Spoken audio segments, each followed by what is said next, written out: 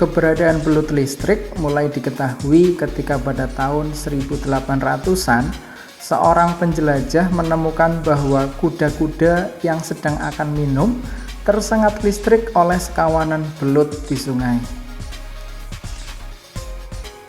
Di dalam air yang dalam dan keruh, ikan akan sangat sulit melihat.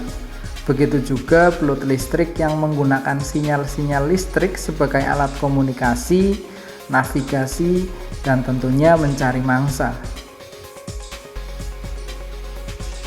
Ada sekitar 350 spesies ikan yang dapat menghasilkan dan mendeteksi sinyal-sinyal listrik.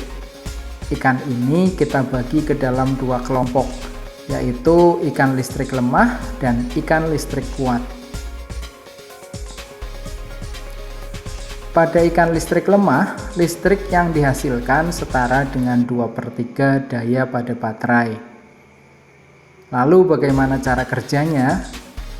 Otak ikan mengirim sinyal melalui sistem sarafnya ke organ listrik yang terdiri atas tumpukan ratusan atau bahkan ribuan sel berbentuk cakram yang biasa disebut elektrosit. Pada kondisi normal, elektrosit memompa ion-ion natrium dan kalium keluar sel untuk mempertahankan muatan positif di luar dan negatif di dalam sel. Tetapi ketika sinyal saraf tadi mencapai elektrosit, sinyal itu memicu terbukanya gerbang ion. Ion-ion bermuatan positif mengalir ke dalam. Akibatnya, satu sisi elektrosit bermuatan negatif di luar dan bermuatan positif di bagian dalam. Namun, sisi yang lain memiliki pola muatan berlawanan.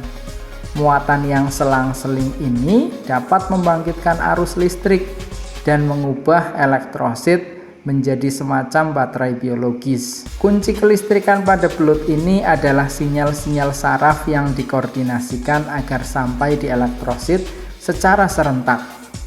Hasilnya, tumpukan elektrosit berperan bagai ribuan baterai yang dirangkai seri. Daya listrik yang kecil dari setiap elektrosit akhirnya menjadi medan listrik yang kuat yang merambat bermeter-meter. Ada pula sel bernama elektroreseptor yang berada pada kulit ikan listrik sehingga ikan dapat mendeteksi medan listrik setiap saat, juga mendeteksi perubahannya karena pengaruh lingkungan atau ikan lainnya. Belut listrik memiliki 3 organ listrik yang tersebar pada tubuhnya yang hampir mencapai sekitar 2 meter, yaitu organ saks, organ utama, dan organ hunter.